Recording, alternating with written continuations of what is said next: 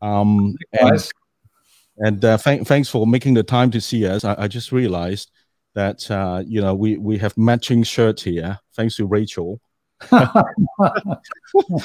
she, she didn't suggest to wear the same color, but she did say that you'll be wearing how do you call it, shirt, no tie, and no jacket. Oh, okay. She didn't invite me at all. She just said, dress code or whatever. Indeed. I just want to confirm the people on the Clubhouse can actually hear us. Can you hear us okay, James, Ray? Yes, we can hear you, Gareth. We obviously can't see you, though, so it's I feel you have to do some more audio description for us on Clubhouse. Indeed. In fact, for other hi Ray, thanks for joining us. In fact, what I can do, I've never done this before because this is our 5th Fix the World event. And I can actually just swap it and show you how many people are here. Shan, can you see? So this is it's being broadcasted on Clubhouse, and there's all these people there in the room listening to you. Well, thank you very much. It's a great honor to meet with so many people. Well, not meet, but at least to have a conversation with. Yes, indeed. And so I really hope that people in the audience have actually taken the time to do some home studies, of all your great books. It's very inspirational, and thank you for making the time. My first question, is just to see whether you have managed to do your daily run yet. I do it in the morning, so every day. Every day for what, 10K? No, now I have cut it down to 8. I used to do 12. Every day, 12. Well, now 8. But how long does that take you then to do that many miles? Between, does it take the same time? Between 12 when you were younger and now 8? Yes, you're very perceptive in that regard. I could run faster, but I was told that there's no point running so fast. Why do you stretch yourself? For health purposes, you just should do it leisurely. Indeed. Yes. Yeah, no, I learned that in a hard way too, because I used to be addicted to exercise, but now I as you can see, I've cut it all down. But they said, if you do 1 mile every day, then it's as good as.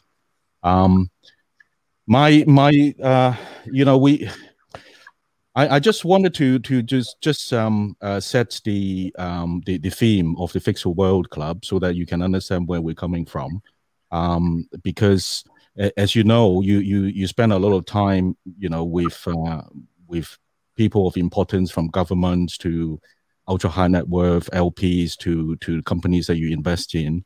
I think the common theme is that a lot of people just keep saying change the world, but none talking about positive change to the world. So that's why I've been thinking very long and hard, and I thought that the easiest way to is just to shift that one word to fix, and then look at it from different verticals, different businesses, different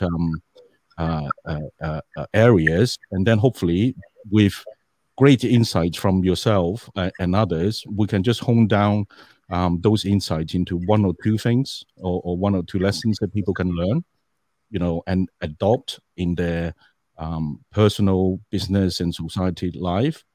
And so hopefully, through our conversation, we'll be able to be inspired, by your insights and actions. Oh, by each other. I'm sure we can learn from each other. It's a pleasure to join this chat. Yes, thank you. It's the first experience for me. Good. Well, hopefully we can do that, more, in due course, and see whether we have managed to make any impact. In the audience, we have quite a few people. We have help from James, who founded a finance a group, you know, on Clubhouse, and then Ryan Ma, who is an expert in China. So you know, hopefully they will be able to, you know, ask you also some very, you know, insightful question after. But my first few question is that given all your previous difficult decisions, you know, in your business and personal lives, you have to make a lot of hard choices, usually without a lot of, you know, with imperfect information, shall we say, you know, from when you had to try and convince yourself or make time to study during the labor camp, you know, when you were younger, when other people are playing around, you know, to making hard decisions when everyone said, look, let's give up buying the Korean bank, you know, and everyone flew away, and then you still stick to your gun. How did you do that? How did you make that kind of difficult decision with imperfect information? Well, I think you referred to my 2 books. Yes. The first one is Out of the Gobi, My Story of China and America, which was published in 2019. And the second one is Money Games, which is a story about a private equity transaction I led from entry, that is making investments, to exit. And I think it's the first account of a full investment cycle of a major deal in private equity. So it seemed that you know, there were decisions to be made. But honestly, Gareth, I have to tell you that for the most part of my life, I didn't really have a choice. I didn't have to make a decision at all. I just did whatever I had to do. I was sent to the Gobi Desert at the age of 15 to do hard labor.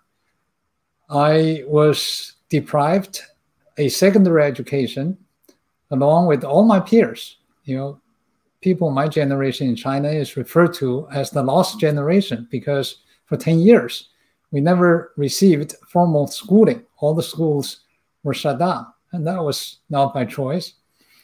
And I worked as a hard labor in the Gobi Desert for many years, for 6 years, which I provided some detail in my book. And then Mao died. The Cultural Revolution was over. So I went back to Beijing, got some education, and eventually I went to America, not so much by choice, but because I just took the exam and I was selected and I was sent over there. I didn't even know what I was going to study. When I first arrived, the sponsor was the Asia Foundation. And they took me to their office and said, what would you like to study? I was very surprised. I thought somebody would tell me what to study. So I said, you know, I'm like a blank piece of paper. You can write anything on it. So whatever subject you want me to study, I will do it. So they sent me to law school. And that's how I studied. I started my education in the United States. This was about 14 years after my elementary school education, after elementary school graduation. So when I describe my experience in Korea for that particular transaction in Money Games, I suppose I stayed on that transaction, which took a very long time, because by personality, I'm just stubborn. I didn't want to give up. That is all. It's not that I was so brilliant at making decisions. Yeah, so you think sometimes it's actually the lack of choice that make us make the right decision, and then afterward we rationalize so that we all seem a bit brilliant once we are successful. Is that what you're saying? Yes. Actually, the first time I was very conscious of making a decision was when I received teaching offers, professorships from Wharton MIT, and some other schools. And I was trying to decide whether to teach at MIT or the Wharton School. And as I described in my book, I eventually made a decision by flipping a coin. I didn't know how to make a decision between those two institutions, both of which, of course, are world-class, first rate. It's true. It's true. So once you're in a good trajectory, then it's about choosing better or good options based on the information that you have or didn't have. Correct. And, if there's sufficient information, or if there's information, of course, I will take advantage of it. But honestly, when I was trying to decide between MIT and the Wharton School, I didn't know anything about Boston nor Philadelphia. It's true. It's kind of like how you came to be sponsored by Asia Society and also came under Janet Yellen's and also David Bonderman's kind of under his wing. I guess it is kind of luck, isn't it? Yes. It was not so much by choice. It was not the Asia Society. It was the Asia Foundation, which is different. Yes, I arrived at Berkeley, and the first professor I met, my academic advisor, was Janet Yellen. And that was not my choice. Yeah, but the other way of thinking about it is also the fact that Janet Yellen and also David Bonderman probably have helped many other students, thousands, right? Hundreds. Oh, I'm sure. Yes, of course. Right. So I think it's also another way. There's another way of looking at it too, in a sense that you probably worked the hardest, right? Because if you did not work hard, when you didn't have the have the opportunity to study, you still studied under candlelight.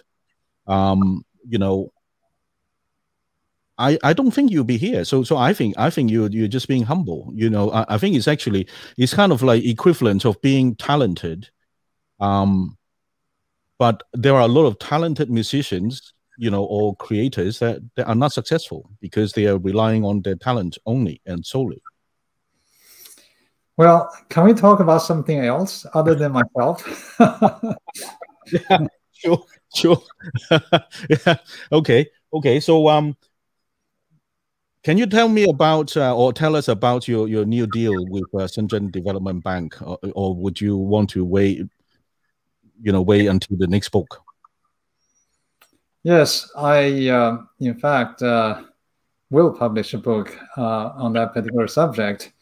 What I can say, given the amount of time that we have here, is that we invested. When I say we, I was the co-managing partner of Newbridge Capital, which was affiliated with TPG. Eventually, we rebranded our name to TPG Asia. We bought control of this nationwide bank, Shenzhen Development Bank, back in 2005, and eventually we sold it after 5 years of turning it around, building it, expanding it, growing it. We sold it to Ping An Insurance Group. And we invested about $150 million. Eventually, we sold it for $2.4 billion. So it was not a bad investment. It was a pretty good experience. Not initially, when we were negotiating the deal to buy control of this nationwide bank, we were the only private investor, domestic or foreign, to have ever controlled a nationwide bank in China. The negotiation process was extremely tough. Was it a bidding war, or you guys were the only buyer? Well, it's a very complicated story, so you should wait for my book to come out. Yes. But suffice it to say that in the middle of the negotiation, we brought a an arbitration complaint to Paris against the government in China. And so it was actually a very difficult process. I can tell you this I would write in my book. It's already in there. Business Week at the time called us a nutcase for suing the Chinese government wanting to do business in China. But eventually we prevailed. So was it ECJ or European Commission that you, what court did you brought? No, it's just International Chamber of Commerce, I think, arbitration under the rules of International Chamber of Commerce. Right. But the venue previously agreed by the parties was going to be in Paris. Not that we particularly liked Paris for a business dispute, but that's how it was written into the preliminary agreement. Wow. Fantastic. So within the fact that you bought and sold within 5 years, that is like a venture capital deal rather than private equity deal in terms of time frame, isn't it? No. In fact, for private equity buyouts, typically we would hold a transaction for 4 or 5 years. Okay. Not too long after that. You can hold longer, but ideally, in fact, you would want to do it in 5 years. For the bank, the Nationwide Bank, which used to be the largest bank in Korea, which I write about in my Money Games second book, we held it. We signed the definitive document to acquire control of that bank on December 23rd, 1999. And I agreed to sell that bank to a strategic buyer. The details, I have to leave it to you to read in the book, on December 24th, 2004. So exactly 5 years and 1 day later. Wow. Fantastic. So given that, and I'm not sure if this is kind of like, I think people must buy and read your book, The Money Games, that's for sure. But there is one thing that I wanted to highlight, because within my work sphere, there are lots of idol worshipping, idol worshipping of financiers, and one of them was Masayoshi Son's Vision Fund, and Song-san.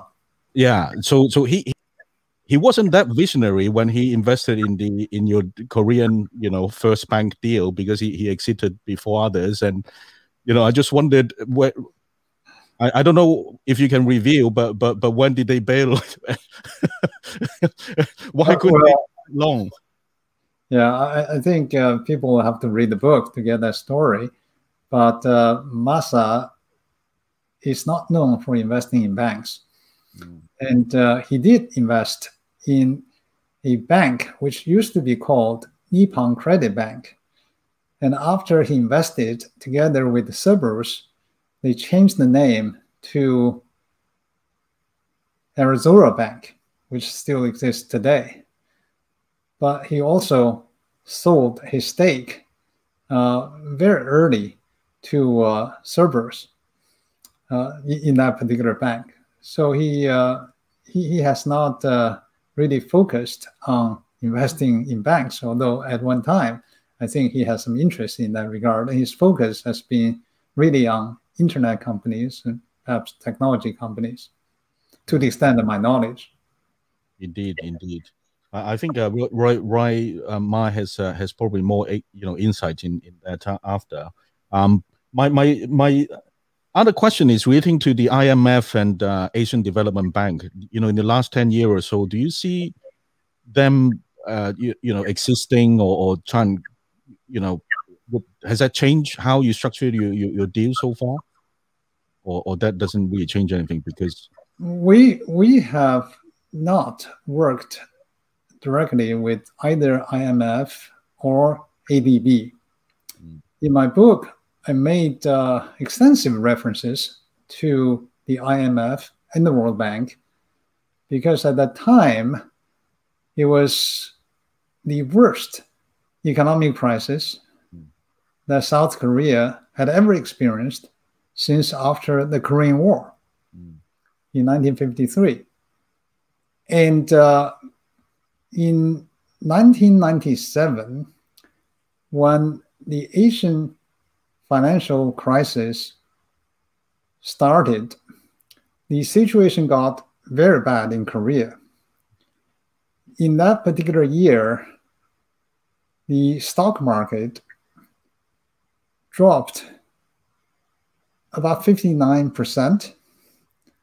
The currency dropped as much as well.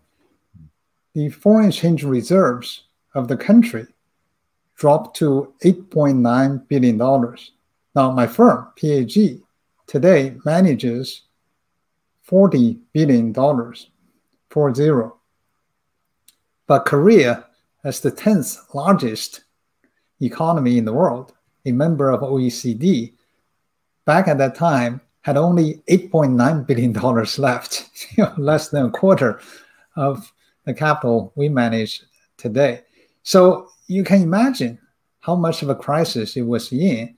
By any estimate, Korea would run out of foreign exchange reserves in about 2 weeks, which means there will be sovereign default. Korea will not be able to meet with its debt obligations without foreign exchange reserves.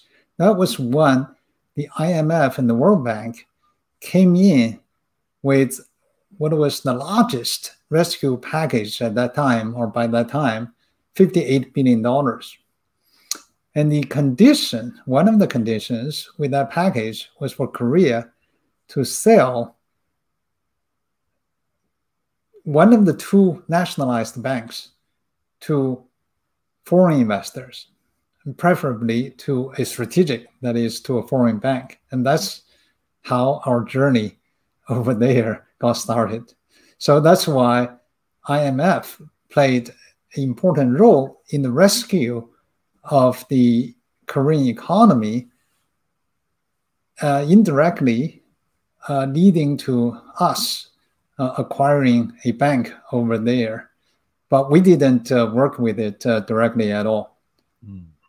Oh, true. And I guess ADB mostly work in kind of developing countries like Africa so far. So and your focus is no, I don't think so. I think ADB works in Asia, mostly in Asia, because it's Asia Development Bank, right? So its focus should be in Asia. The World Bank, of course, is much broader. Their mandate is all over the world. I did work at the World Bank for a period of time before I became a professor at the Wharton School.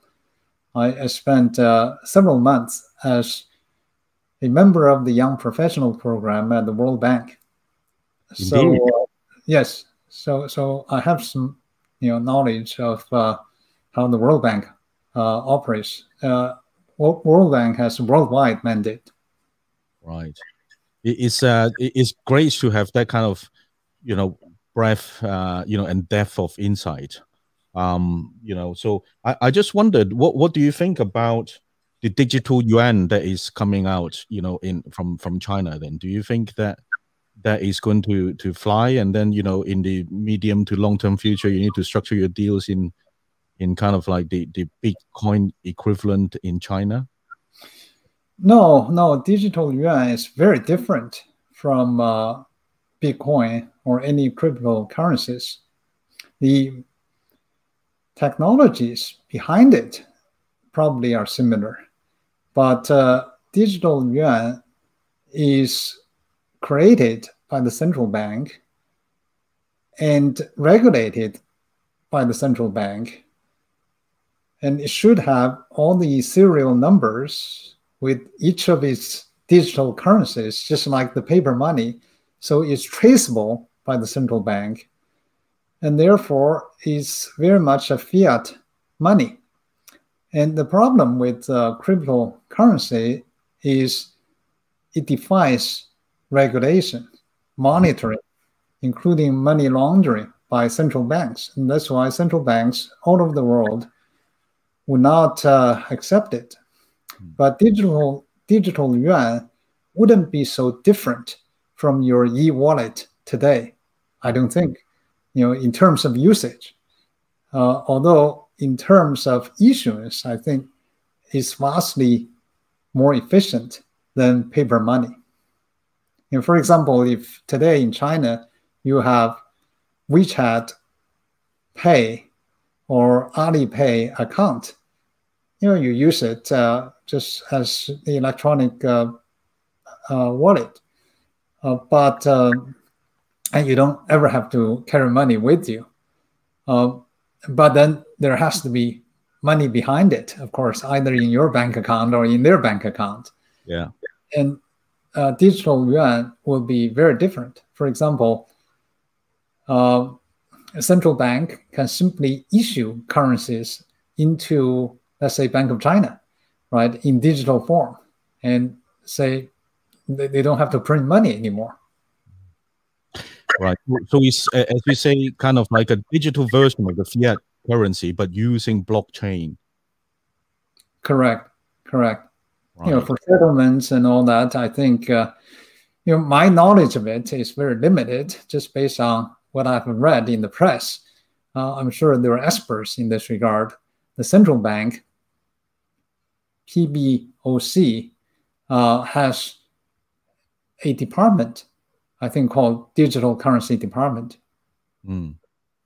Yeah, indeed. I think there are different initiatives too, from even Brazil and Singapore. I just hope that people, all the central bank will collaborate. And in fact, I think Gary Gensler, the proposed new SEC chair in the States, is a big proponent and expert in that. So maybe, he might be able to coordinate. I think, because we're broadcasting on Clubhouse, you might or might not know, is full of a lot of VCs that are kind of promoting this DeFi, decentralize everything, and I think cryptocurrency, if sanctioned by central banks, could make transactions, especially across international borders, much more efficient. But the fact that it cannot be traced may create a problem for central banks and regulators, because now, as you know, even if you open a bank account anywhere, let's say in Hong Kong, where I'm based, we, PAG, has a long-term relationship with a number of banks, but whenever we raise a new fund and try to open an account, they have to go through a very complicated KYC process, know your customer process. They know us, but they will have to go through that process. So to regulators, anti-money laundering is critically important. I would say that in Hong Kong, for anyone to open a new account is practically impossible. It's just too complicated. And I don't do it personally. I just use my existing accounts. So given the emphasis on anti-money laundering, I don't think that central banks will ever allow the nameless cryptocurrency, nameless meaning that you can't really trace the transactions or the owners of the money. I don't think central banks will allow it. I think a related question to digital currency that many people raise is whether or not RMB or yuan will be able to replace, to some extent, US dollars in international transactions. Indeed. I think that will be very far away. The fact that you have a digital currency doesn't necessarily mean that China will be able to expand the usage of RMB or yuan in the international market. People would have to be willing to take your currency as foreign exchange reserves. And some countries have done so, but the percentage that RMB represents in foreign exchange reserves worldwide is extremely low. I think it's probably less than 5% today. The issue is that it's not that RMB is not very good currency. In fact, last year, it appreciated 6%, more than 6% against the US dollar. And this year has slightly appreciated, less than 1% against the US dollar. It's a very strong currency, or has been a strong currency for the past year and a half. And the reason is the Chinese economy has shown resilience last year with a drop in the first quarter, but subsequent recovery in the remaining 3 quarters. And China grew in GDP 2.3%, compared with a 3.5% drop in the GDP for the United States. So the gap was about 6%. And the Chinese bond yield half a year ago was 8 times that of the United States. The 10-year Chinese government bond was 4%, whereas 10-year Treasury was 0.5%, right? 50 basis points. So in view of that, China attracted a huge amount of capital last year, portfolio capital as well as FDI, foreign direct investment. In fact, last year, for the first time, China became the largest recipient of foreign direct investment, surpassing even the United States. Oh. However, the Chinese currency, RMB, is not fully convertible. It's convertible under the current account, trade account, service account, and partially convertible under the capital account. See, if you make, an FDI, foreign direct investment, you register your money when going into China with SAFE, the state administration of the state. SAFE is what does SAFE? Foreign Exchange Administration. Yeah, State Foreign Exchange Administration. So if you register with SAFE, then when you exit, however many times you have made your money, you will be able to exchange into US dollars or other currencies to come out. But it's without registration. Let's say you have 1 billion RMB in China. It will be exceedingly difficult for you to convert it into US dollars. So the capital account is still partially closed. And without a fully convertible currency, you can't hope for the currency to become a currency of reserves, right? The foreign countries would want to make sure that whenever they want to convert it into a different currency, they will be able to do it. So it has to be fully and freely convertible. So before China can do that, it will not make too much of an inroad in the internationalization of the RMB. They tried to do it in 2015 by practically lifting capital control, by allowing outbound investments not to require approval for deals less than $1 billion per deal. So that practically opened up the capital account, but they lost $1 trillion of foreign exchange reserves in 1 year, from $4 trillion to $3 trillion. So they quickly reimposed the control. And now I think there's pressure for them to actually allow more outbound flow of capital because the pressure on the RMB to appreciate has become too strong. So it will be a long process. Yes, or maybe there is some external events that drive that change. External would be the inflow of capital, as happened last year. That's why there's so much pressure on RMB to appreciate, and therefore there's pressure on the central bank to open the valve to let out capital in order to keep the exchange rate stable. Yeah, because I hope it won't arrive, but given the discourse in the States, You know, if there was some kind of civil war, then there will be a kind of you know, money flight. You know, but I don't think they will be good for anyone. That's a sad fact. Money flight from where? From the States, for example. You know, because from the United States. Yeah, I mean, I have shown that whenever there's a crisis, U.S. dollar has become or becomes a pretty good haven. So I don't know if there will be a capital flight. And besides, the U.S. dollar has a very special position, which de Gaulle, the former French president, calls exorbitant privilege.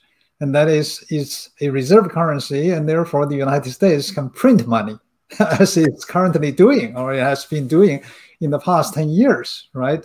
So it doesn't really matter if you know, people move U.S. dollars into different accounts. The U.S. Central Bank, the Fed, can simply print money. Of course, that would be irresponsible, but if you look at what's happening in the United States today, there's a lot of printing money, right? Yeah. Last year, the stimulus package between the Treasury and the Fed amounted to about $3 trillion. And now we're talking about another $3 trillion. That is between the stimulus package before Trump left the office and this new one, just about $2 trillion.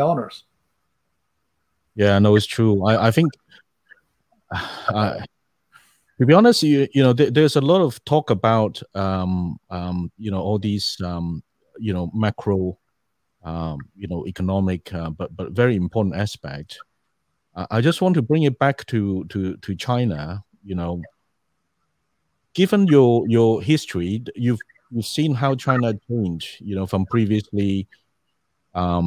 In fact, it was actually quite good in terms of environmental. You know, good air, you know, people on bicycle, and now people are much richer, but capitalism, you know, or China, you know, favor of capitalism arrived, but it's full of pollutions. Maybe it's a bit better during pandemic now, but do you see there may be a, you know, is it like a better balance that needs to be found between kind of chase for profits and capitalism and the environment, you know, ESG, etc.? The simple answer is yes. But before I get into it, are we just the two of us talking, or you still have other people? Yeah, I think it's a club thing. Therefore, we will have chat with you know, a lot of people. How come it's just the two of us? Sure. Well, we can take questions from the floor if you prefer, Shan. That's not a problem. Well, it will be interesting to do it that way. Okay. But let me just, as you do that, let me just address your question. In fact, the pollution problem got very bad just by about 10 years ago. And in the past 10 years, there has been marked improvement in the environmental protection.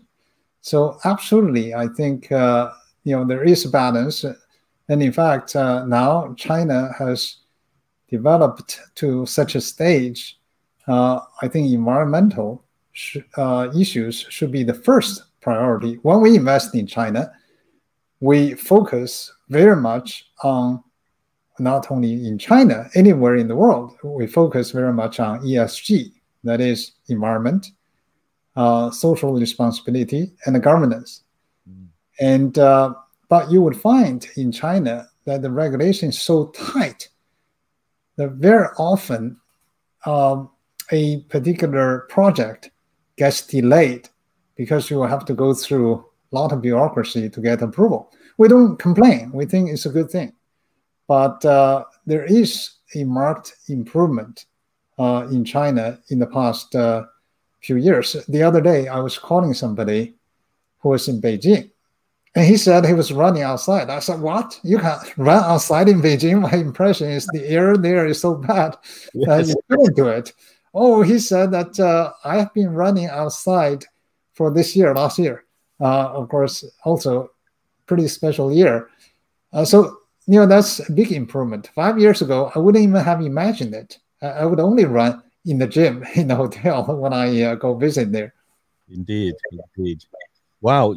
Well, you that's the perfect segue into bringing up some questions.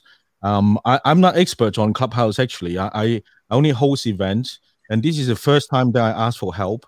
And Ray and James, I think you can actually see them too. They are on the Clubhouse app there, and they are flashing the mic. That means kind of acknowledge your presence, and sometimes that is clapping from the speaker's perspective. So I'll let Ray and James, you guys host those questions, from yourself and people from the floor, if you would. That would be fantastic. Thank you. Gareth, you need to make us moderators to be able to do that. So if you could click on my profile photo and make a moderator, then we can manage the queue for you. Yeah, apologies. As you can see, I there we go. Yeah, sorry about that. There we go. So that's what happened. I just made them moderators. As you can see, they have some green dot, green star behind them. Underneath them, and now they can do what they would like, within the room. So please go ahead, Ray and James. My screen is very small, so I could hardly see, but I can see. Yeah. Okay. Can you see this better now? Yes. Okay. But still very small. But it's okay. Hi. Yes. Hi, Weijian. Yeah, my name is Ray, and I'd love to ask you a question. I get a lot of questions from youth who are Chinese American or maybe Chinese citizens who came and studied in the U.S. Where I'm based right now. So actually, it's 2:30 a.m. here. I'm in California, and I get a lot of questions from them on whether or not it's still a good time, or maybe it is a good time at all to go and work in China. So most of the people I talk to, because I focus on technology, and internet businesses are involved in, tech, but I also meet quite a few people who are, in investment general and other. And I wonder what would be your advice. That's a very good question. In fact, I just had a conversation with some new recruits of ours at PAG, all of whom had studied in America and came back to work in this part of the world. And I asked them how many of their classmates from China decided after graduating in the United States to return to China. And the answer was, let's say from Amber Chen, she didn't even know anybody chose to stay in America. They all came back to study. So my estimate is that 90% of the Chinese students who have studied in America after graduation would come back to China today. Now, that's very different from, let's say, 40 years ago when I first went to America. In 1980s and 1990s, I would say 90% of the people from China having studied in the United States after graduation would choose to stay in the United States.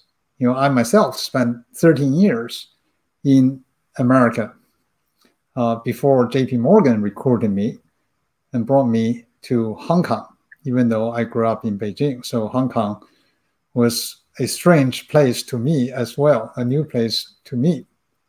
So I think that since the open door policy of 1979, that was the year when the United States and China established formal diplomatic relationship. Until about 20 years ago, there was a significant brain drain from China to the United States, to Europe, and to Japan. And now I think about it, I sometimes really quite admire the vision of Deng Xiaoping, because he should have known that once you open the door, most of the students going to study in foreign countries will not come back. You know, the income disparity was so huge that it was between a rich country and a country of extreme poverty. So most people will not come back. Nonetheless, he allowed this brain drain for 20 years. That brain drain reversed just about 20 years ago, and now even intensified, that is the reverse brain drain. But it was after his death, so he didn't live to see it. So today, I think many people come back, and I ask them, you know, why? Why you don't stay in America? And they all say that there are very interesting opportunities working in private equity, working in investment banking, working particularly in technology companies. And I was told that engineers, software engineers, are paid more in China today than in the United States. I didn't independently verify that, but you know, I was told so. Today, I had a conversation with the founder of a VC firm, and he has 7 partners. All of them came back from Silicon Valley just about 5 years ago, and they decided to set up this VC firm, and we are talking about working with each other in some fashion. And his fund, the reason I wanted to talk with him is because I was very impressed with their performance. You know, in the past 3 years, they have returned 5 times for their fund. So it's remarkable achievement. And that is because they are all technically very competent to be able to identify the good potentials, the good technology companies.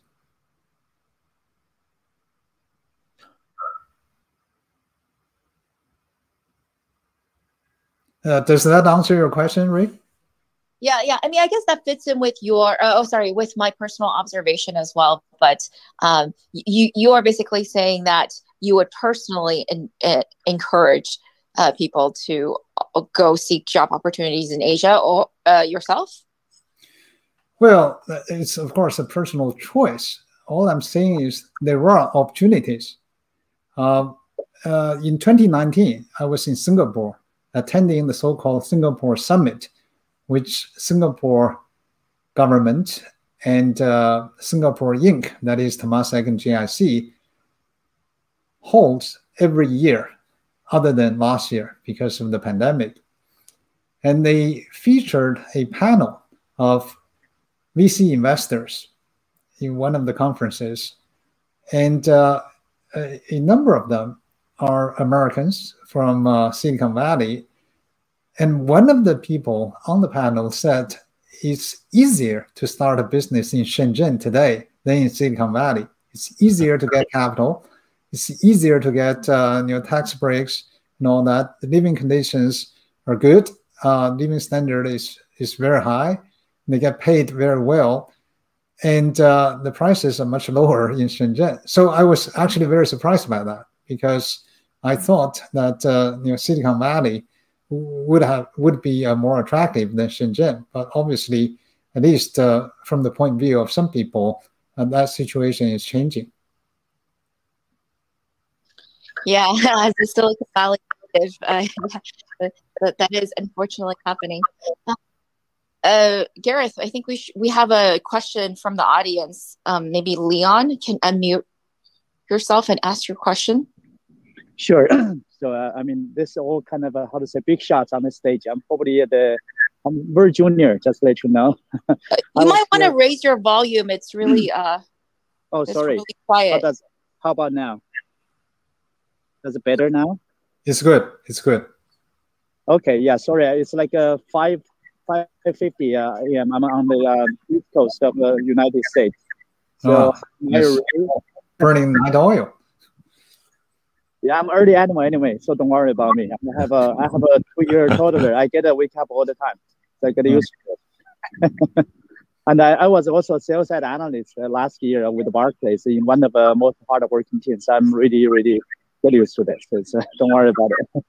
So my question is really, if you look at my profile, I'm actually in biotech. So I absolutely echo what Mr. Shan said. When you ask your new employee from just graduated from the university in the United States, 90% of them said that they would come back to China. This is exactly what it has been happening in my sector as well. So even right now, I'm physically in the States, but I'm working for a biotech company, which is actually a subsidiary of Fosun International. I'm pretty sure you guys know our grandparent company fairly well. So I made the choice as well because like you guys just said, my friends and my colleagues, and they're just like leaving United States and coming back to China. And exactly like you said in biotech, what I understood is that their pay package is actually much more attractive than the same package they would have got in the United States. So, but obviously, I think that biotech will probably a little bit different from technology. I'm just wondering, from your point of view, what's your perspective of a biotech? Because my understanding for tech, such as led by ByteDance, already kind of passed US in some aspect, but biotech probably is not yet. What's your 10,000 feet view about biotech sector in China versus the United States? This is Lee. I'm done speaking. In fact, my view is not from 10,000 feet. When I was a professor at the Wharton School, I studied the biotechnology industry. I had the largest database for that industry worldwide.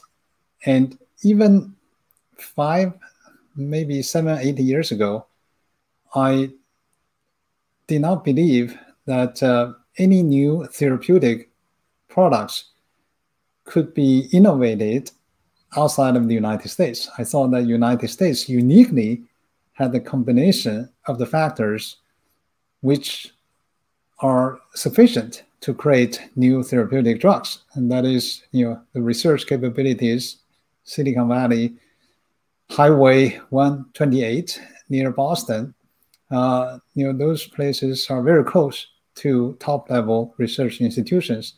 And then venture capital. And then, of course, large, mature, established pharmaceutical companies like Pfizer, like Merck, and so forth, which would feed their talents into startup companies and would actually license the new drugs, new patented drugs, or new patents into their own work stream. So it's an ecosystem that no other country could rival. So in China, I thought, as in Japan and in India and some other places, I thought those were places for generic drugs, not the new patented drugs. But my view started to change about 7 or 8 years ago. And now a number of Chinese companies, pharmaceutical companies, or what we call new pharma companies, are capable of developing new drugs, going through the 3 phases of clinical trials, and receiving even the US FDA approval, and of course the CFDA approval as well. And it's relatively new phenomenon, but this sector has done phenomenally well. For example, we invested in a company called AlphaMap, which is now a public company. And we did it just about 2 years ago, right? Now, by the market value, just one part of the company, which has become listed, has returned us more than 3.5 times our money. And that's only part of that business.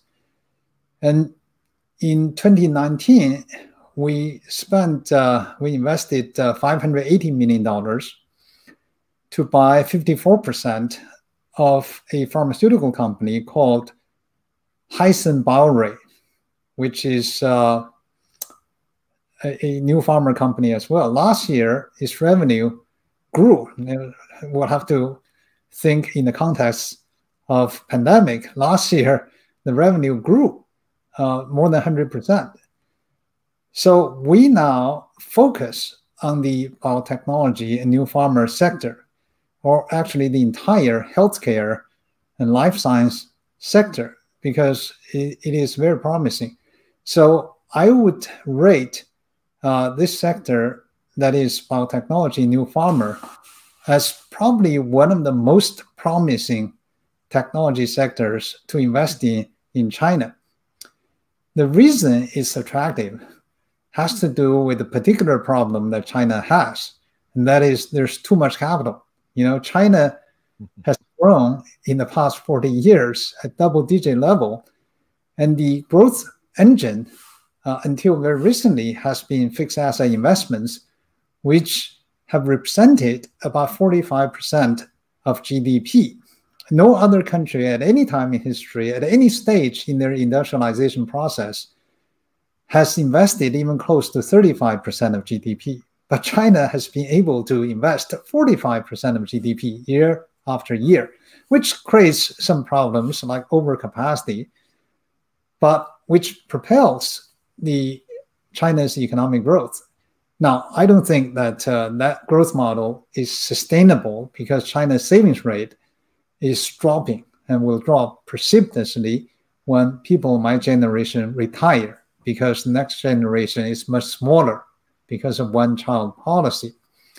But just fair to say that there's too much capital in China. So if you make money, everybody would like to do the same. And very quickly, your profitability is eroded. And that is why overcapacity is a huge problem for China. And the government has spent years trying to cut down capacity in steelmaking, cement, shipbuilding, aluminum, even solar panel production, right? So that's the risk. That is, everybody wants to invest in profitable things.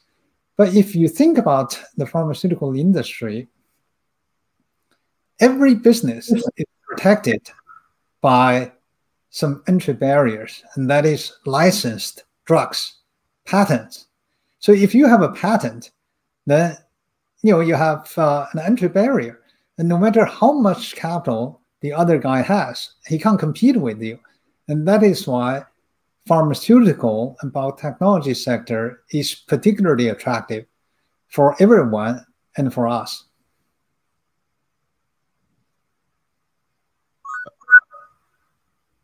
Really? Does that answer your question, yeah? Yeah, perfect. Can I echo a little bit? So first of all, I'm really, really happy. I'm super happy you kind of confirm because I made a bold move. So like I said, I'm right now in New Jersey, live in New Jersey, and I'm working for a Chinese biotech company. Henlius, you probably heard about it, also a public company traded in Hong Kong. So a little bit about Henlius. We actually have the first biosimilar ever approved for European market. So as you know, biosimilar back in the time was not easy. Henlius made quite a big achievement. Our former CEO, Scott Liu, you probably heard about him, was really a pioneer in biosimilar. And also you mentioned the first FDA approved the drug original from China. I think you were referring Beijing's zanubrutinib, right? That was approved last year. And arguably probably a better drug than ibrutinib from J&J Johnson. So that's definitely really exciting. So actually, there's another question. Sorry, guys. Leon, maybe we'll let other ask the questions first, if you don't mind.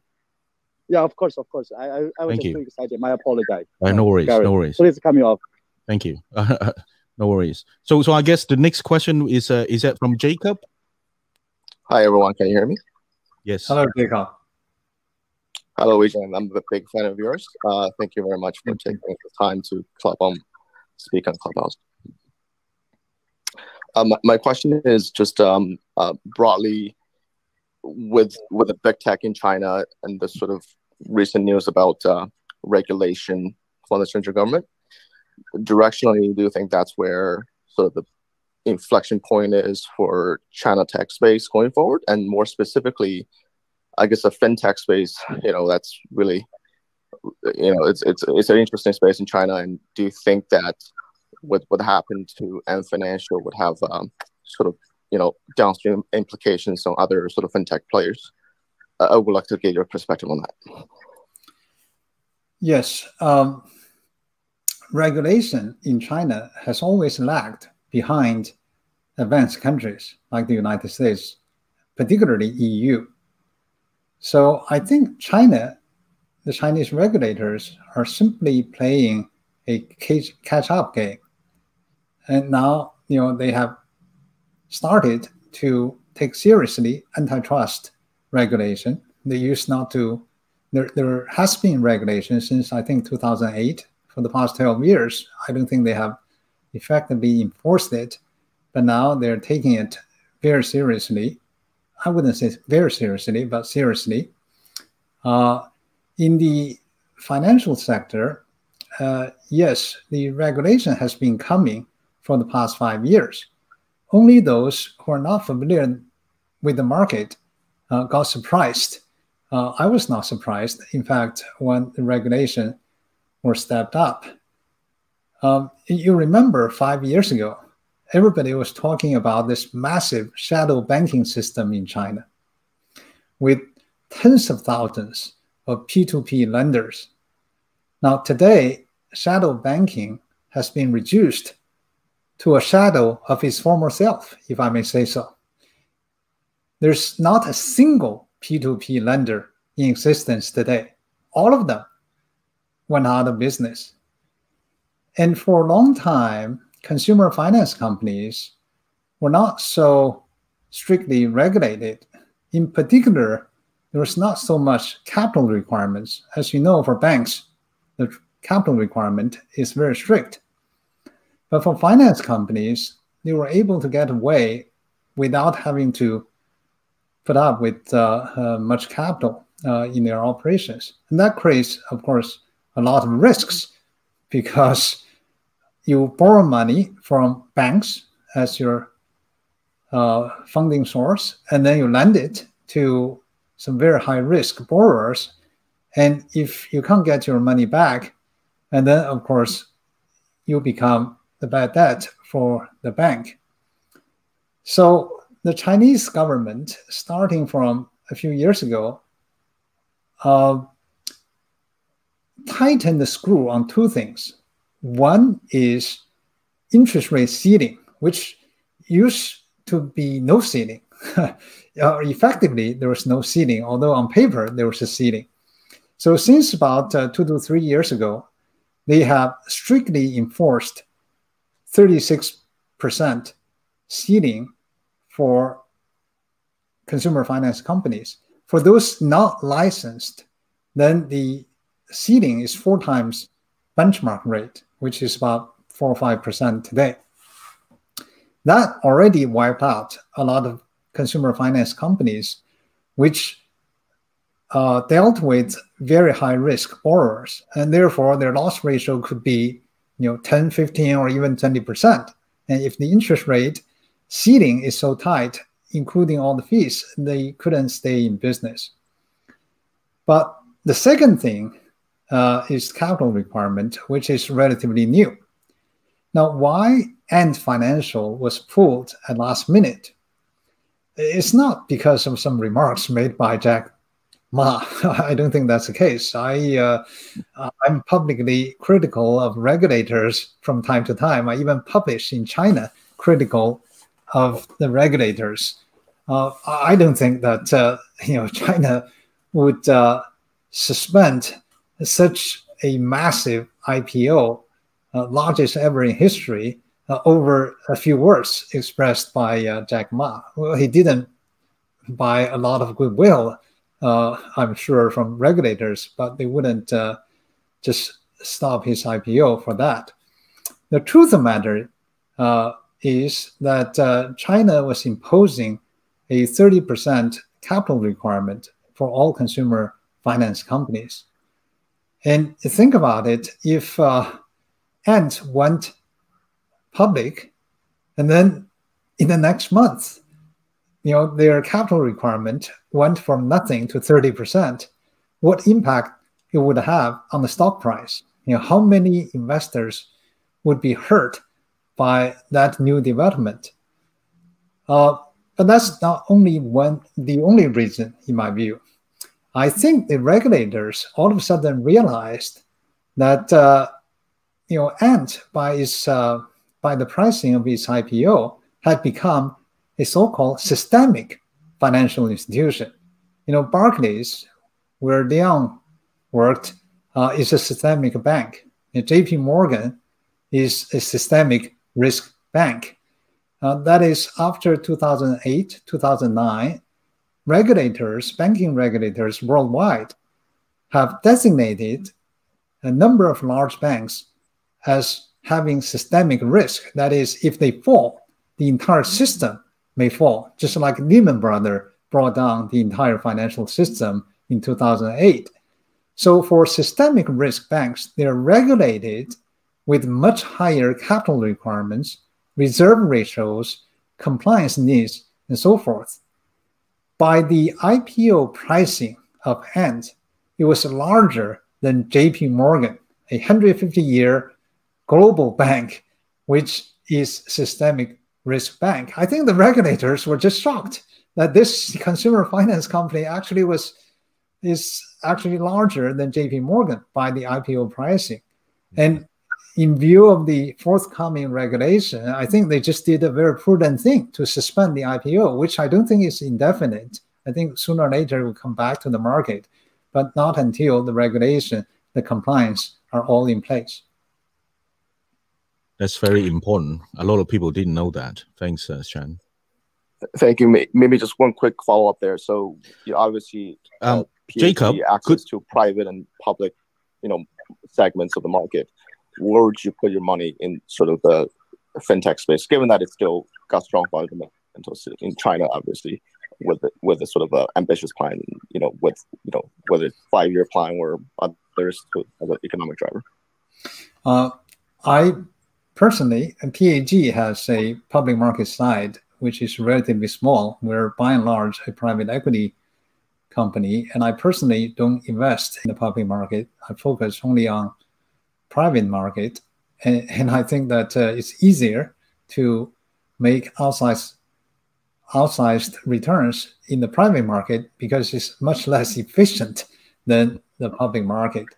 But I would say that if I invest in the financial sector or fintech sector today, I would avoid those companies which take credit risks. That is, you have to put up with the capital, you lend money to people, and then you may have to take credit loss and all that. I wouldn't invest in such companies because it's too difficult to make money given the capital requirements. 10 years ago, if you buy bank stocks at 1 times book value, that would be a steal. That would have been a steal, right? Typically, banks were traded at 2, 3, or even 4 times book value. But today, many banks are traded below book value. Why? Because capital ratio requirements have doubled and reserve ratio has increased substantially, and compliance cost has become very, very big, even for major banks. So for finance companies, once they're regulated with capital requirements and so forth, and interest rate ceilings, it's hard for them to make money. Especially they deal with customers which are not prime credit, not like bank customers. So I wouldn't invest in the finance company which underwrite credit risks. But I think there are companies which does provide a technology backbone and support to finance companies, such as software providers, such as advertisement technology companies. And those ones don't take credit risks and are increasingly relied by financial institutions to do their underwriting, to manage their risks. I think those companies would have much more potential as investment stocks. Thank you very much. And I guess the next question is from Oscar, unless Ray and James, you have a question? I have a quick question, if I may, Gareth, if that's all right. Please. Just briefly, my name is James. I run a fintech and payments club on Clubhouse. We have 30,000 members and followers, and we built from a standing start in just 8 weeks. We're now a top 50 club, which, given we were the 10,000th created, we're quite proud of that. We had a really interesting session a few weeks ago with a gentleman called Chris Skinner, and he had some contacts of his from Alipay and other Chinese fintechs. And the question he posed was, what can the world learn from Chinese fintechs. And I was wondering if I could pose the same question to you, sir. Well, first of all, congratulations for your achievement. I think payment platforms are great, and you don't take credit risks. So you are operating in a safe but potentially highly profitable space. I think that if anybody can learn from the Chinese experience, is this vast ecosystem that some companies have built. I was having dinner with the CEO of Asia Pacific for JP Morgan, which was the underwriter for Ant Financial. So when I learned that the IPO would price that company at $320 billion, I was shocked. You know, I worked at JP Morgan at one time. I said, how do you justify it? And he described to me an ecosystem. And that is, you know, there's Alibaba, there's Taobao, the Chinese version of Amazon, and then there's the payment platform, and then there's the financing platform. And he said that that ecosystem feeds into itself. You know, it's a closed loop. It fits into itself, and therefore you generate enormous synergy within itself and great value. And he likened Alibaba's model as combining Amazon and JP Morgan. You know, just think about it. So I said, why don't you do a merger of JP Morgan and Amazon? Of course, that would be very difficult. I think antitrust would be a major issue for the two companies. So once they create this huge ecosystem, they're able to capture a very large market share, and maybe too large from the point of view of antitrust regulators. And Tencent obviously has built a similar business. You know, it's WeChat. It's supposed to have more than 1 billion users and reaches every corner of the Chinese society, both inside China and outside China. So with that kind of ecosystem, and their WeChat Pay platform is also, of course, very powerful, you know, connecting the entire Chinese society. So I think, I don't know if it's a lesson to be learned by other countries, but obviously it has allowed both companies to build an enormous business so big that it has caught the attention of regulators, antitrust regulators. So I think in this regard, China is far ahead of everybody else. You know, I was in Beijing over a year ago. I have now traveled in the past 12 months because of the pandemic. All the borders are practically closed. And one day I walked out of the hotel, I walked into a 7-Eleven to get some drink. They didn't take cash. They didn't take credit cards. They would only take, you know, your iPhone payment. I was very surprised. I said, you know, cash is a legal tender. In any country, it's illegal not to accept cash. Well, nonetheless, they wouldn't sell me anything without being able to pay with my phone. I didn't have that app, so I walked out without getting a drink. And that's how prevalent it is. Now, China claims to have eradicated poverty by the end of last year by the World Bank standard, which is a great achievement. But 2 years back, the joke was that even beggars would only accept Alipay or WeChat Pay. Of course, it's a joke, but it's reflective of how prevalent the electronic payment system is in China. Thank you, Shan. I guess the next question is from Oscar. Yeah, hi. Again, thanks a lot for the discussion. Really enjoying it so far. So I spent the past 5 years in the US, and like Ray's question, I am one of those who recently moved back to China and started covering China tech investments last year because I wanted to move back here, see a lot of opportunities.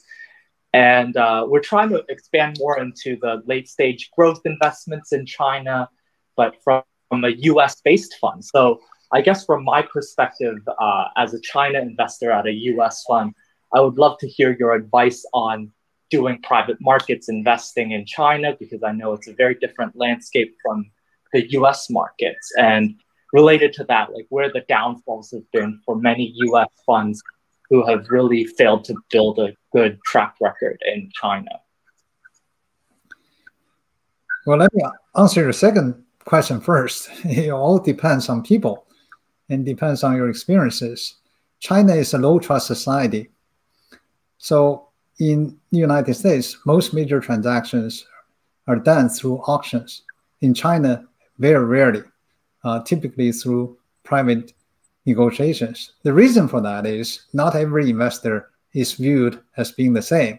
You know, in the United States, KKR, TPG, Blackstone, and so forth are not very different from each other from the seller's point of view. But in China, it's very different because there are many investors who are not experienced, who are not long-term, who don't have the experience to help build a company, and who cannot be trusted. In the low trust society, reputation is critically important, right? That's why in China, brand is more important than in the developed market. And if you ever wondered why luxury goods have sold so well in the past, let's say 5 years in the world market, it's because of Chinese buying. So brand is critically important in China. And of course, you will have to do that. That is, as an investor, you have to build your brand, your reputation over time. Regarding the openness of Chinese market, we don't have an RMB fund. We don't have a local currency fund. All our capital is from foreign institutions.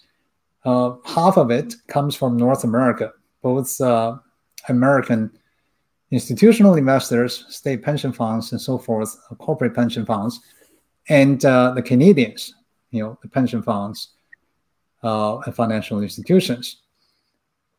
I have a fund, contrary to the perception outside of China, China is more open than almost any market I'm aware of. See, if you invest today anywhere in Asia, anywhere in the world, you will have to get special approval as a foreign investor. For example, if a foreigner invests in the United States, you will have to go through the CFIUS, the Committee on Foreign Investment in the United States. And now it has become very difficult. You will have to pay $300,000 first to go through that process. You know, until probably 2 years ago, you didn't have to pay, although it was a very difficult process to go through. So practically, I think, especially given the, I suppose, the anti-China sentiment in the United States, for a Chinese investor to invest in America, let's say to take over a company, has become impossible. But for an American company to do the same, that is to buy out control of a company in China, it has not been a problem. But I think China has become sensitized to this notion of national security, foreign control by the United States and some other countries. And therefore, I think going forward, it may become more difficult. And if you invest in other Asian countries, let's say Japan, India, Australia, elsewhere, all of them require special approval for foreign investment. And very often the approval process is very long. In India, I would say it's about 6 months. In Australia, about 3 months. And China is the only country by now, it still doesn't have any special requirement for foreigners to get approval to make an investment. In fact, if I sign a definitive document today, I can close tomorrow. Whereas In India, it will be 6 months away if you get approved. Did that answer your question, Oscar? Yeah, thank you so much. Great, thank you. And then we have Tan. Tan, welcome to the stage. Hi, Gareth. I love a section on your profile, the choices you had. It was either the triads or joining the Mormon church. So I'm glad you made the third choice. Yes. So we're all benefiting from that choice now. No, it was just a joke when I joined. You know, it's the truth. But hey, you know, this is nothing compared to our speaker's profile. Shan, you know, he's the epitome of you know, success through the hardest hardship, you know, anyone can bear. You're too kind. Okay, thank you, Gareth. So my question is, you know, the title of the room is PE4Good. I don't know if you guys have seen some of the press that came out today about Deliveroo. So a committee of investigative journalists have come out with saying that Deliveroo has not, you know, stated properly what it's paying for its workers. Basically, a lot of its workers, the couriers that are delivering the meals to people's home, are earning less than £2 an hour. So the question I asked Gareth, as an investor who invests in startups and private equity, and to go along with the title of the room, what sort of things you look at to make sure that the companies you invest in are ethically and socially responsible, not just to their employees, but also to their customers? So what sort of things do you look at? And do you see that as a trend in China, or at the moment that is overlooked in China? What is your opinion? And perhaps some of the panelists in the room could share their thoughts with us. Absolutely. That's a very important issue. And I think that there's enhanced awareness in this regard.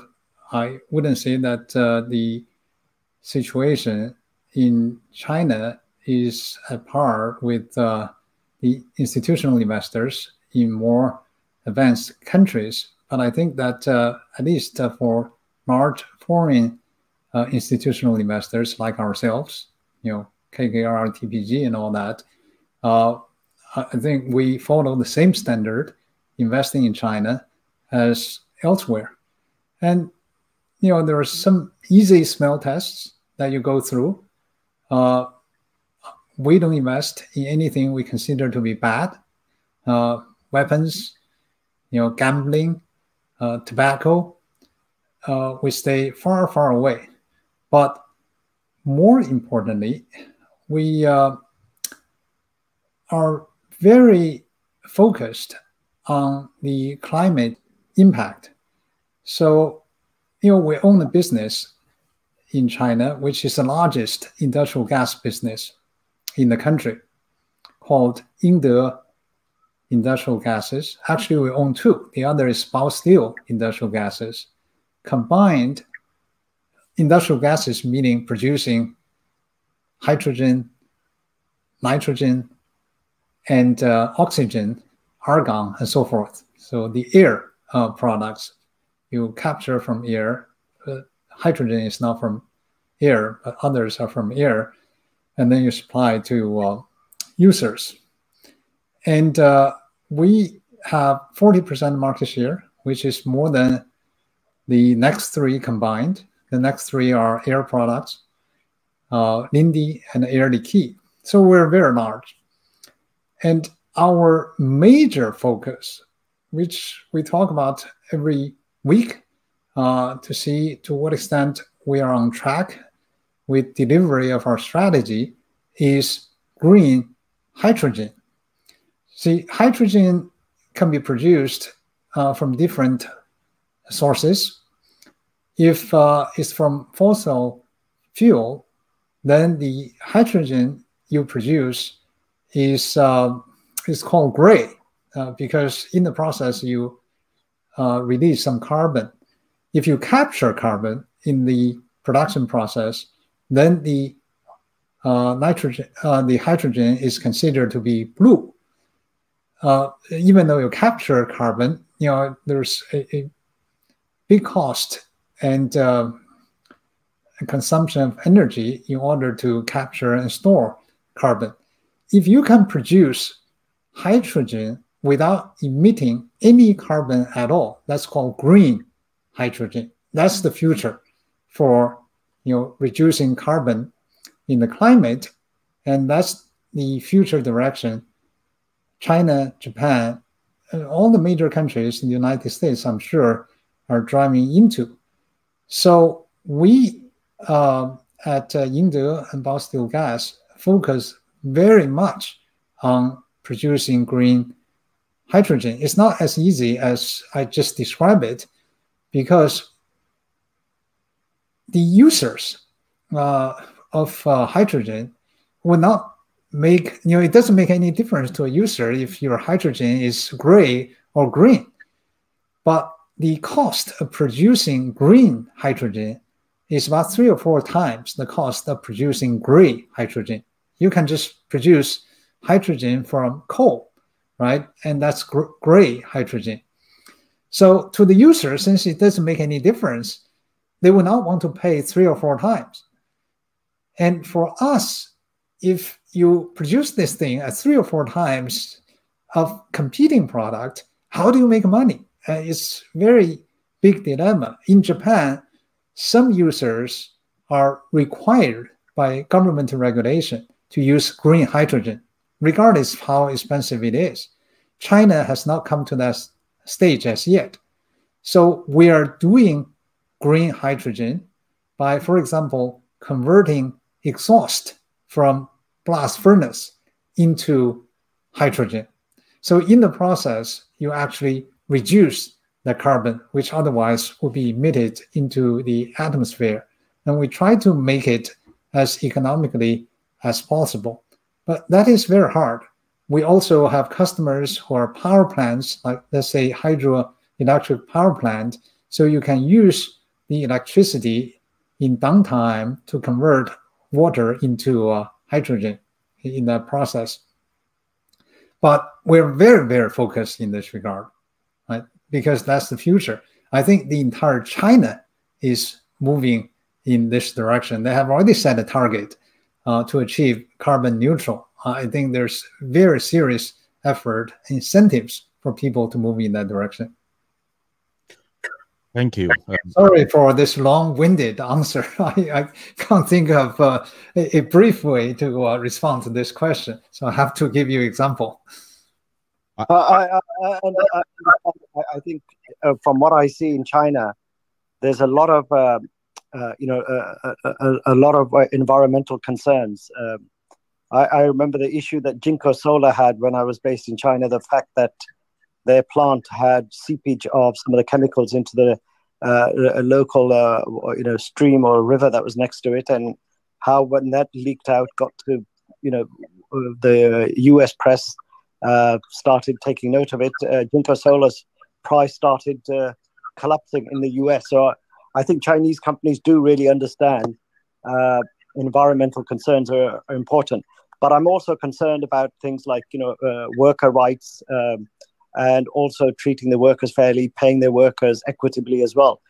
You may have seen today's press, a lot of heavyweight pension funds are not going to be participating in the Deliveroo IPO because of the reports that came out. So I think, if Chinese and any other company that wants to list and seek capital from, large institutions, especially pension funds, they will also have to have accountability of how they treat their workers, employees, and their supply chain, and so on. So I think there's good process being made. My question was that as investors, apart from this environmental issue, do you take into account how the company manages itself with its employees and their workers as well?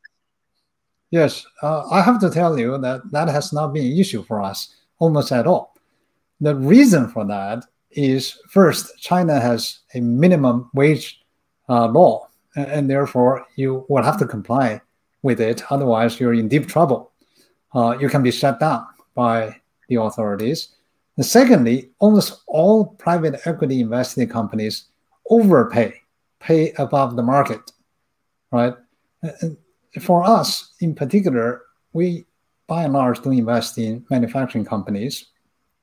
We invest in service related companies, because that's really where the future is, as China shifts its growth away from investment-led to consumption-driven growth. So service area is critically important.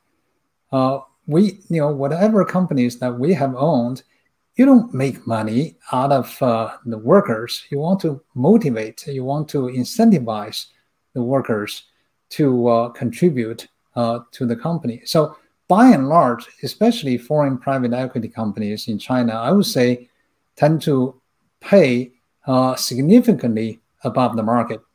And therefore, this has never been an issue. Yeah, to be honest, I think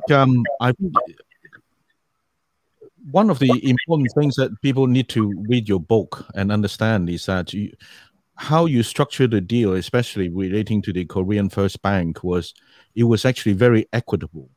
That not only, from the LP, your investors, and you as the investor into the bank's perspective, but you've also considered all the other stakeholders, including, staff and the government, in terms of, their saving phase, but also their own investment. I guess I just wondered if you think that is a normal practice for other private equity firms, because we have seen last few months a lot of firms, collapsed. So please, yeah, sorry. No, it's unfortunately not everybody does it. We sold the Korea First Bank. I described in detail my personal interaction with the union leader at that bank, even before we acquired the bank, eventually winning the union to our side. But 10 years after we sold that bank, the bank experienced the longest strike in the banking history of Korea. And I just couldn't understand it. I said, for the new owners, which is strategic, what issue you cannot resolve with workers to cause this long, protracted strike? I just can't understand it. When we were there as owners, there was nothing that we couldn't agree with each other, especially after some negotiation. For example, in the book, I think I described that the CEO decided to outsource our IT services. And the union became very upset because it didn't consult with the union. And when you outsource something, of course, you cut the payroll, cut some workers. So in the face of the angry response from the union, the CEO not only backed down, but also agreed to benchmark the pay for that bank to the highest in the country, in the banking industry, which that bank was in the process of being turned around, which created quite a lot of financial stress on the bank. But that was okay. I mean, you have to keep your people happy. And in Korea, we were also the first ones to have promoted women into management positions and had a specific program to hire women. Korea, as I wrote very candidly in the book, at least at that time, was a male-dominated Confucian society. And in our negotiations over there, I never encountered a woman. But in our bank, we set the example of hiring women and promoting women. So you have to do it through a conscious effort. You can't wait for regulators to tell you what to do. But not everybody does the same, unfortunately. But is there any way, or could it be the reason that you're focusing on keeping and building the value for sale? I mean, do you think you might be able to deliver the same kind of equitable result if you hold the bank or any other, asset for 15, 20 years time? Yes, absolutely. Absolutely. Nothing beats a motivated staff, a workforce, right? If you treat your workforce well, they will deliver for you. And if they're ill-treated or they feel ill-treated, then of course, you would have lower productivity. So I don't think there's a conflict. If there's a conflict, then you have to do it anyway, right? Because you have to care about your own people. Yeah. To be honest, I have to ask you, how much time do we have here? Because we have as much time as you can spare. We have 1.5 hours, and I budgeted 1 hour, so that's why I'm asking. I'm happy to take a couple of more questions, but I just wanted to say I could not agree more. Companies are built on teams, and especially high IP value companies are based on skills of their teams and their workers. And the workers, they are the assets. And when you raise money for a startup, what do people judge? Is the team and the quality of the workers that you have.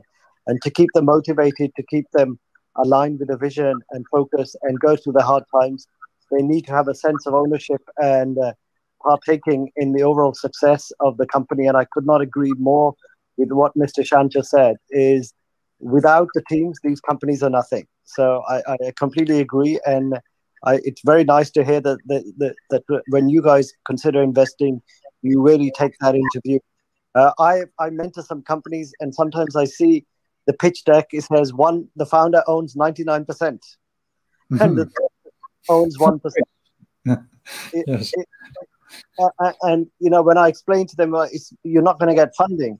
Oh, I want to retain control. I want to retain control. And this sense of retaining control sometimes actually destroys very good ideas. So I really agree with your sentiment, and I appreciate it. And I look forward to hearing more of some of the questions that people ask and listening to your answers. Thank you very much. Thank you. We all have a social responsibility. I think that we have to be very conscious of it. Indeed. Yeah, in fact, I think there is a misunderstanding of of private equity. A lot of people think that they're bad people, and I try to explain to them that what you guys do, or the good private equity firms do, is in short trying to balance the cash flow vs risk, and and try and manage that until you can sell them. Whereas a lot of people keep thinking that it's like the barbarian at the gates model. So I'm so glad that you have explained that so well, Shan. Thank you. Well, not everybody is good, and not everybody is bad. I think that we have to tell ourselves to be good, to do good, which I think is critically important. I think by and large, private equity, at least in this part of the world, has behaved pretty well. But I can't rule out that people become greedy and focus only on their money, not others. I was talking with the Asia Pacific head of Bain Capital the other day. They invested in a business which went under last year. And he told me, and this business that we competed for with them, we lost to them. They put in a few $100 million, but it went under last year because of the pandemic. They could seek Chapter 11 protection against the creditors, but they told me that they had an internal meeting, and they decided it would be mean to the creditors if they simply seek legal protection. And neither did they want to put more capital into that business because they decided it was no longer viable, although it had a lot of assets. So creditors could sell the assets and recover some. At this moment, it seems that they will recover 100% of their money because the business has turned around. So they just decided to hand the keys to the creditors. And he said that there was a debate internally about whether or not to do that or just to seek protection. And they decided to do good. It would not be fair to creditors if they deny them the chance to take over the company. I think that's, that should be applauded. That's fantastic. Thank you, Shan. We have Christian to come on to the stage. Christian, you have a question? Oh, hello. No, I don't have a question. I just wanted to say this as well, I'm not that new to Clubhouse. It's been 3 weeks now, but I will say this to Gareth. We met a little bit on Clubhouse. We didn't really swap much information, but one of the things that I love in Clubhouse is the energy of connection. So I'm not going to be here and ask questions about what you guys are doing, but I identified some kind of connection with Gareth, and that's why I follow him around a bit. He's speaking here. I turned up. It's not to talk about the things that you all know about, but I think he has a vision in his heart which completely inspired me as a person. I'm in media, I do other things, but I love this about Clubhouse, and that's why I'm here, because I'm honestly, sincerely following Gareth. I think his vision, his skills, and what he wants to do is amazingly cool, and I'll come back and visit this room.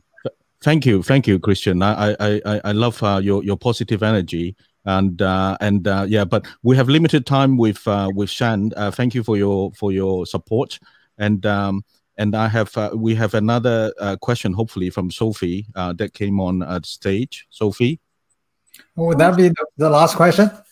Okay. Yes, that would be the last question. Thank you, Shan. Yes, Sophie. Sophie.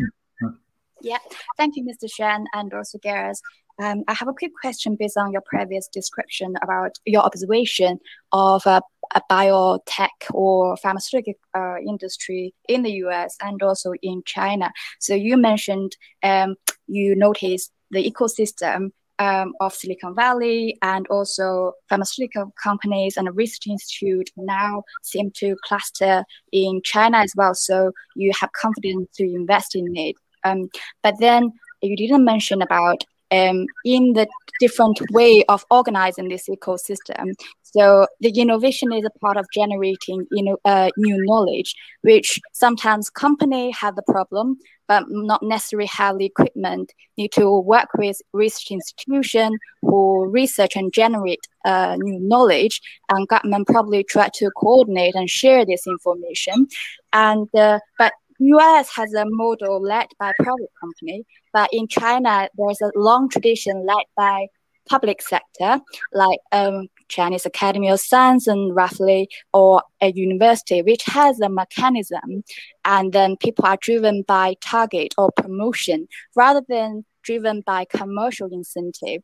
And so in the development Research Center of State Council, DRC, they published a book and generate the issue of the industry strategy. In the past, we found a lot of this kind of cluster, or you observe that they have a barrier of have a communication between the private sector and also research institute. They expect that happen. They communicate through building a lot of cluster, but they found this communication didn't happen.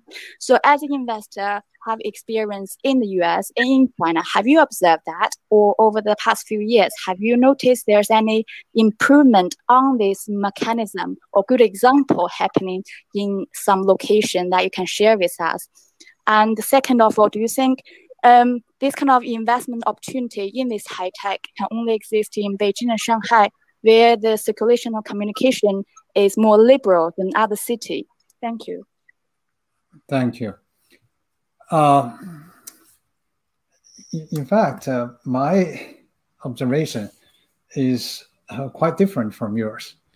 and that is when it comes to technology, and there are some areas that private companies probably will not get into. For example, aircraft engine, private companies will get into building parts of it, but to build an engine itself, I think the road to profitability is too long and the capital required is too much and the risk is too high. So maybe in those sectors, just like space program, the government would play, or SOEs, state-owned companies, will play a more important role. But when we talk about technology companies in general in China, especially the cutting-edge ones, none of them is a state-owned company. They can't do it. They are not built to do it. They are under a system that's not the market. They cannot incentivize people to really take risks and create innovations. If you look at the large companies in China today, ByteDance, for example, it's probably a $300 billion company now because its rival, the second in the market, Kuaishou, now is $150 billion listed. And ByteDance has Toutiao, has TikTok, and has Douyin in China, so many times larger than Kuaishou. And it's a private company and invested by foreign companies, private equity companies as well. And Alibaba, Tencent, and Didi, which is Uber of China, Meituan, all these tech companies, all the companies that we have invested in are private companies. I mentioned Hysan Biore, the pharmaceutical company. It used to be a subsidiary of a state-controlled company. We just privatized it. We bought control of it. Baosteel Gas, now we own 65%. Baosteel itself is a state-owned company, but we bought control of it from it. So by and large, the tech scene in China is private ownership as opposed to government-owned enterprises. It's fair to say that there is some incentives from the government side, which provides not only to private companies, the domestic companies, but also to foreign companies. Like Tesla would not have been able to build the largest assembly plant in the world in Shanghai without the land, the bank financing, and all that. And sometimes government funds would invest in VC funds. Actually, they do it very actively in order to promote the VC investments. But I would say that the environment emerges for technology companies in a natural way. Nobody designed Silicon Valley. Nobody designed Highway 128 in the United States. It just came about that way. There were institutions of research and there's capital around. In Silicon Valley, there's UC Berkeley, which is a public institution. The entire California state university system, of course, is public. And then there's Stanford, which is a private company. They just came about that way. And in China, I think it's the same way. Shanghai is not a technology hub in China for some reason. It just naturally has not emerged that way, except a corner called Zhangjiang, which is near Pudong Airport. And there are some tech companies over there, as well as some traditional companies. But Beijing is a real hub for technology. For a VC firm, if you don't have an office in Beijing, you're not in business, because there are a number of universities. The leading ones, Beijing University and Tsinghua University, of course, are there. And there are many different universities over there. And capital is very much available. So it emerged as a hub for technology. The other one is Shenzhen. Shenzhen is just next door to Hong Kong. If the border is now closed because of the pandemic, I can drive from my home to Shenzhen within 1 hour. So, it's a great bridgeway to international market, to a very free market here in Shenzhen, in Hong Kong. And they have universities which are really quite new. Beijing University has a campus. Tsinghua University has a campus. I went over there to give talks a couple of times. So somehow they built a research environment in that place. 15 years ago, there was nothing. But now they have built that thing quite naturally, because as city grew from nothing, a village about 30 years ago, to now more than 10 million people, bigger than Hong Kong, universities like Beijing and Tsinghua simply moved their campuses or their sub-campuses to Shenzhen. So it's very good environment, and its policies are more liberal than the rest of China. So it just happened naturally. And I think that for a technology industry to really stand out in the world competition, you need the private sector, not SOEs.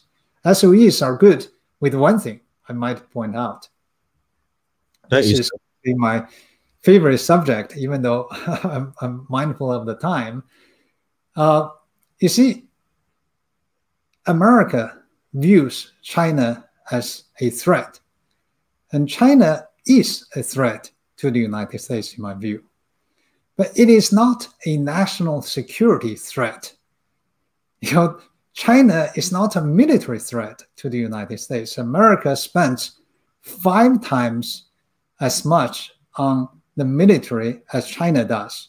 The budget in the current year is about $934 billion, and China's budget for the military is $160 billion, right? It's 5 times. America has the biggest, the most advanced armed forces in the world. So there's really no way that China could pose any kind of national security threat to the United States. But China is a threat because its economy is catching up with the United States. Now, in current dollar terms, representing about 75% of the US GDP. In purchasing power terms, it's already bigger than the United States since 2017.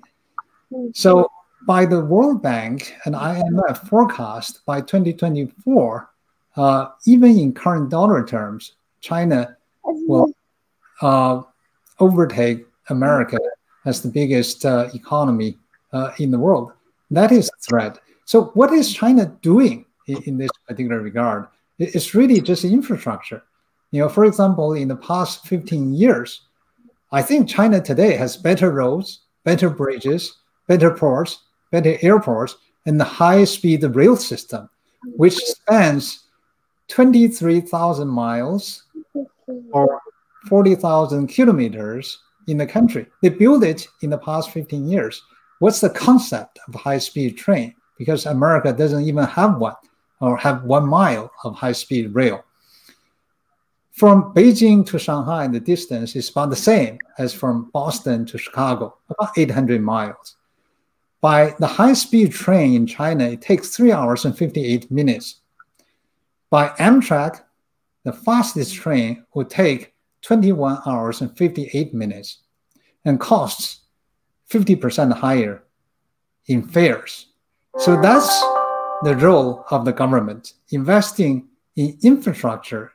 If America tries to ward off the threat of China in terms of economic size, it has to invest in its infrastructure. I think that's the role of the government. The private sector could not build a high-speed rail.